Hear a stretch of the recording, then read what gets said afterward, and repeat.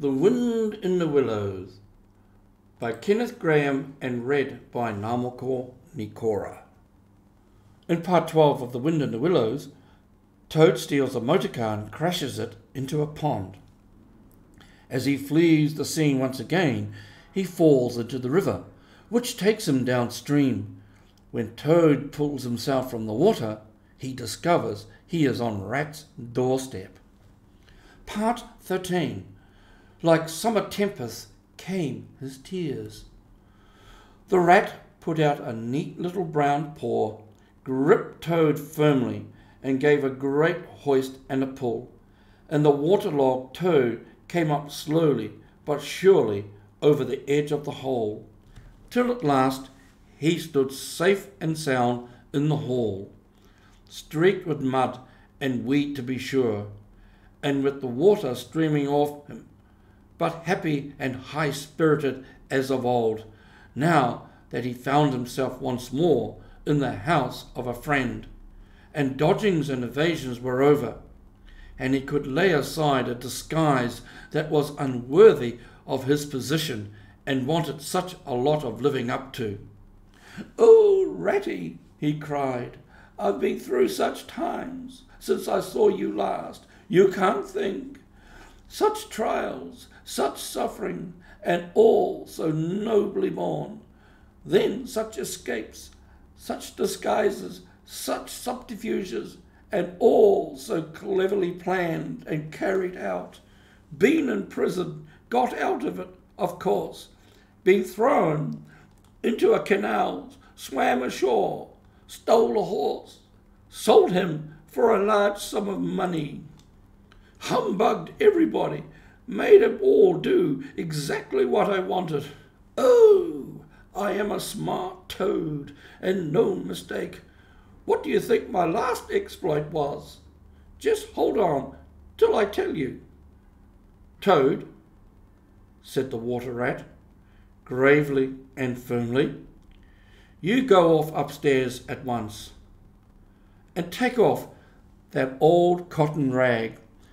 That looks as if it might formerly have belonged to some washerwoman, and clean yourself thoroughly, and put on some of my clothes, and try and come down looking like a gentleman if you can, for a more shabby, bedraggled, disreputable looking object than you are I never set eyes on in my whole life.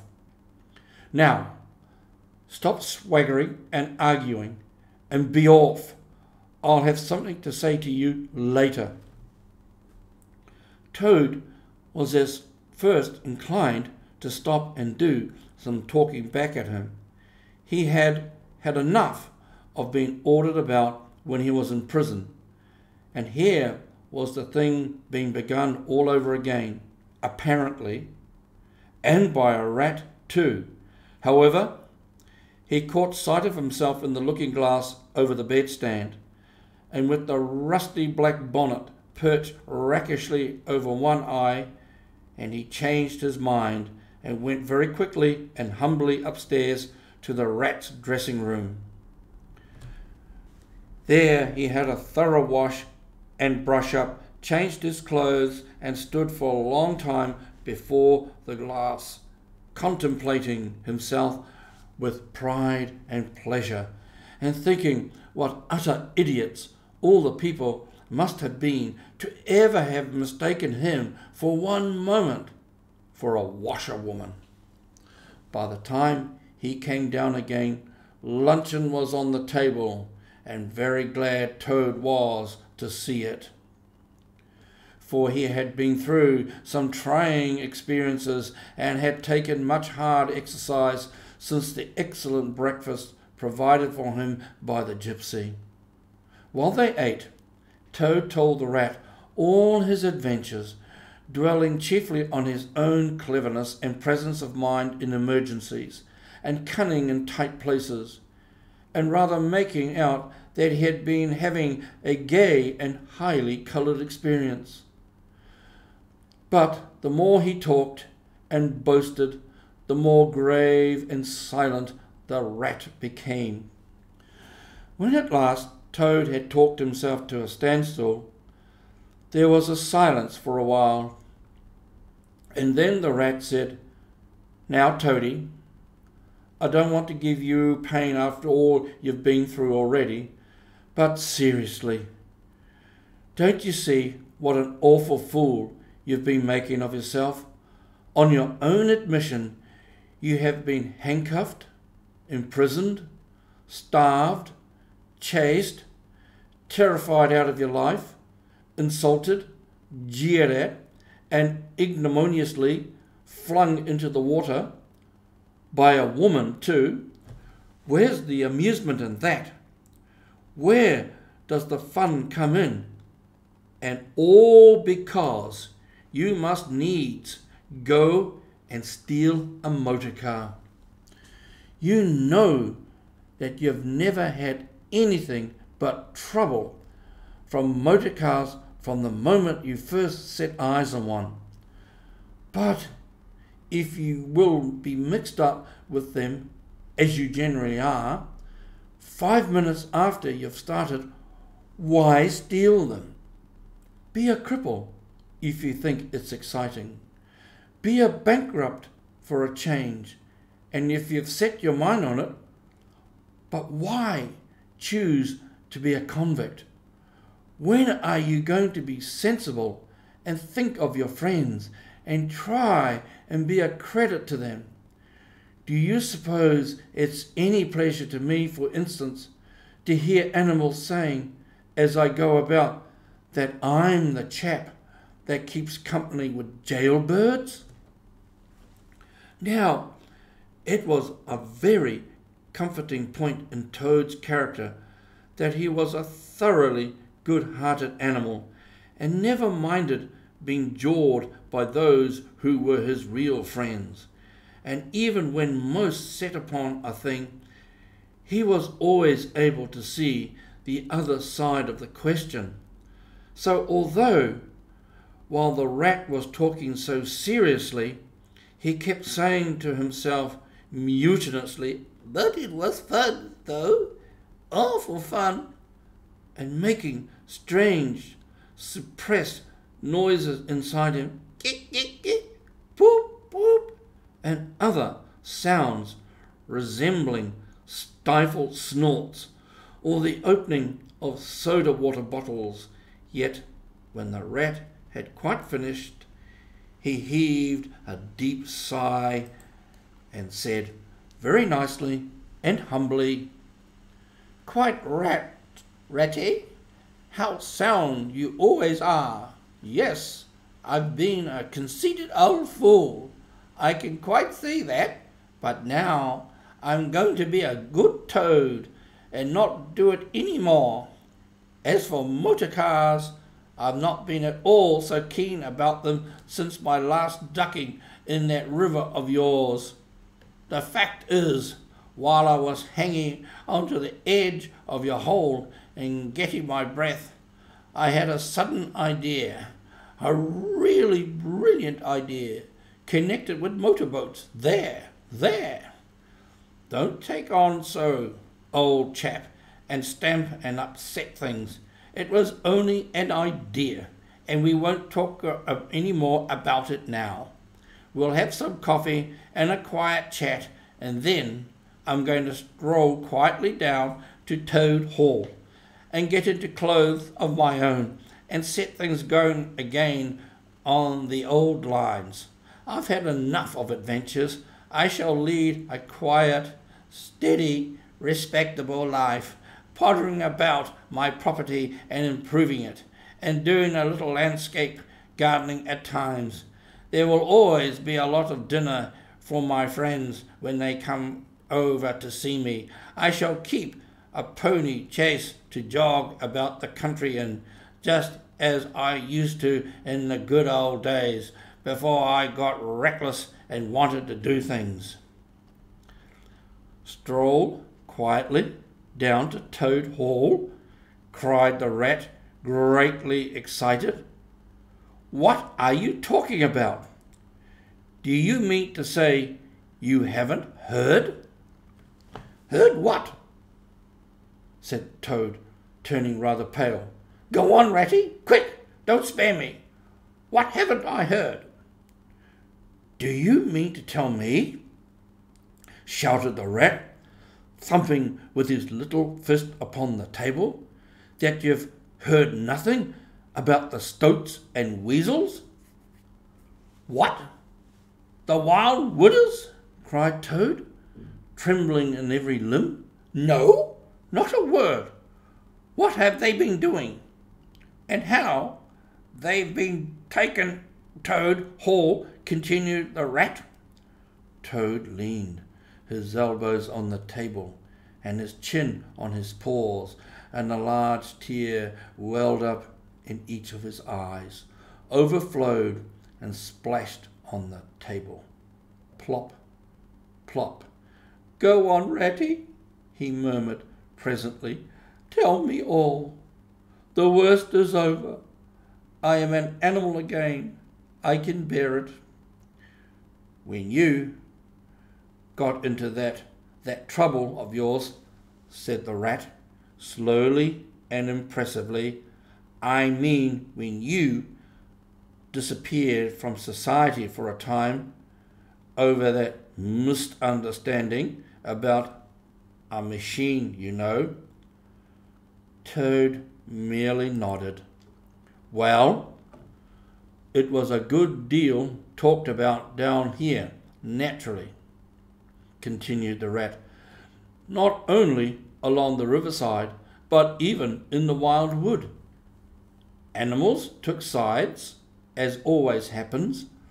The river bankers stuck up for you and said you had been infamously treated, and there was no justice to be had in the land nowadays. But the wildwood animals said hard things and served you right, and it was time this sort of thing was stopped, and they got very cocky and went about saying you were done for this time, you would never come back again, never, never." Toad nodded once more, keeping silence. "That's the sort of little beasts they are," the rat went on. "But Mole and Badger, they stuck out through thick and thin that you would come back again soon, somehow. They didn't know exactly how, but somehow." Toad began to sit up in his chair again and to smirk a little. "They argued from history," continued the rat. "They said that no criminal laws had ever been known to prevail against cheek and plausibility such as yours, combined with the power of a long purse. So they arranged to move their things into Toad Hall and sleep there and keep it aired and have it all ready for you when you turned up. They didn't guess what was going to happen, of course. Still, they had their suspicions of the wild wood animals. Now, I come to the most painful and tragic part of my story. One dark night, it was a very dark night, and blowing hard too, raining simply cats and dogs, a band of weasels, armed to the teeth, crept silently up the carriage drive to the front entrance. Simultaneously, a body of desperate ferrets advancing through the kitchen garden possessed themselves of the backyard, and officers, while a company of skirmishing stoats who stuck at nothing occupied the conservatory and the billiard room and held the French windows opening into the lawn. The Mole and the Badger were sitting by the fire in the smoking room, telling stories and suspecting nothing, for it wasn't a night for any animals to be out in, when those bloodthirsty villains broke down the doors, rushed in upon them from every side. They made the best fight they could, but what was the good? They were unarmed and taken by surprise, and what can two animals do against hundreds? They took and beat them severely with sticks, those two poor, faithful creatures, and turned them into the cold and wet with many insulting and uncalled for remarks. Here the unfeeling toad broke into a snigger, and then pulled himself together and tried to look particularly solemn. And the Wildwooders have been living in Toad Hall ever since, continued the rat, and going on simply anyhow, lying in bed half the day, breakfast at all hours, and the place in such a mess, I'm told, it's not fit to be seen. Eating your grub, drinking your drink, making bad jokes about you, and singing vulgar songs about prisons and magistrates and policemen, horrid personal songs with no humour in them, and they're telling the tradespeople and everybody that they've come to stay for good. Oh, have they? Said Toad, getting up and seizing a stick. I'll jolly soon see about that. It's no good, Toad, called the rat after him. You'd better come back and sit down. You'll only get into trouble. But the toad was off, and there was no holding him. Toad marched rapidly down the road, his stick over his shoulder, fuming and muttering to himself in his anger, till he got near his front gate, when suddenly there popped up from behind the palings a long yellow ferret with a gun. Who comes there? Said the ferret sharply. Stuff and nonsense, said Toad very angrily. What do you mean by talking like that to me? Come out of that at once, or I'll... The ferret said never a word, but he brought his gun up to his shoulder. Toad prudently dropped flat in the road, and bang! A bullet whistled over his head. The startled Toad scrambled to his feet and scampered off down the road as hard as he could. And as he ran, he heard the ferret laughing and other horrid, thin little laughs, taking it up and carrying on the sound.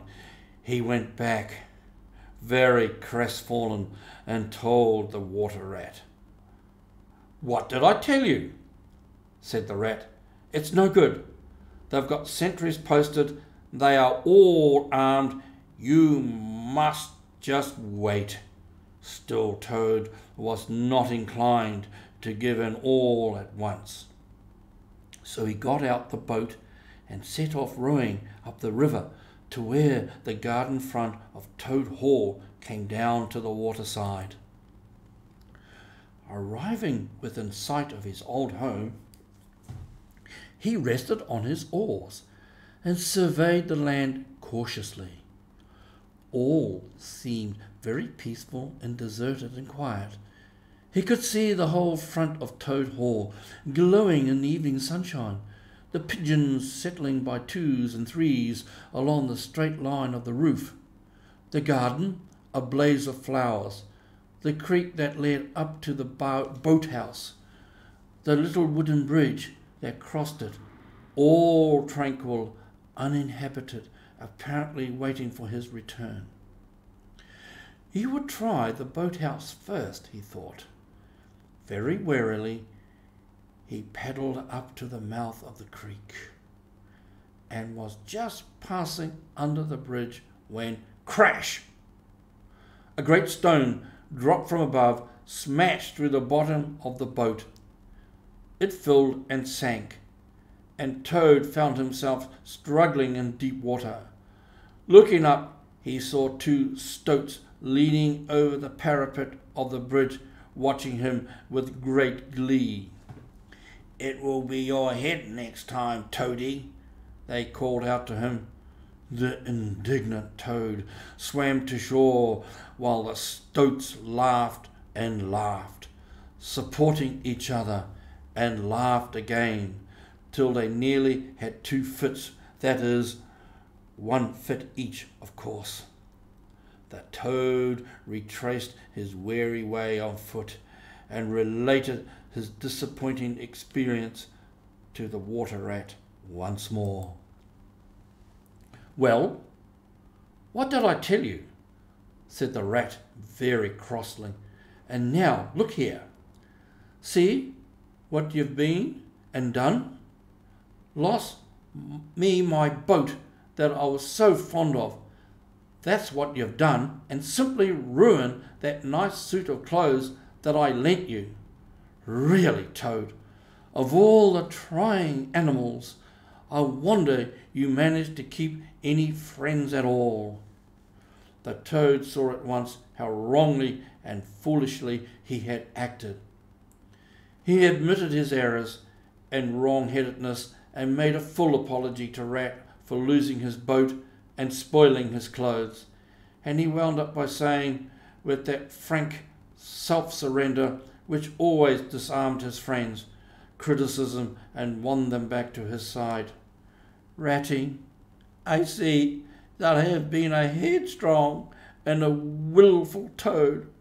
Henceforth, believe me, I will be humble and submissive, and will take no action without your kind advice and full approval."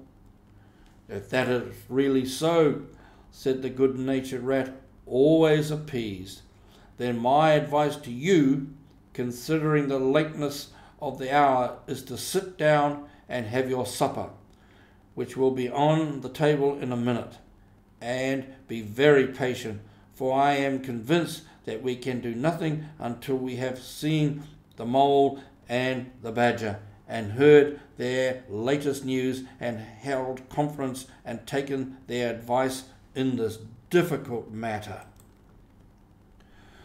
"Oh, yes, of course, the mole and the badger," said Toad lightly. "What's become of them, the dear fellows? I had forgotten all about them." "Well, may you ask?" said the rat reproachfully.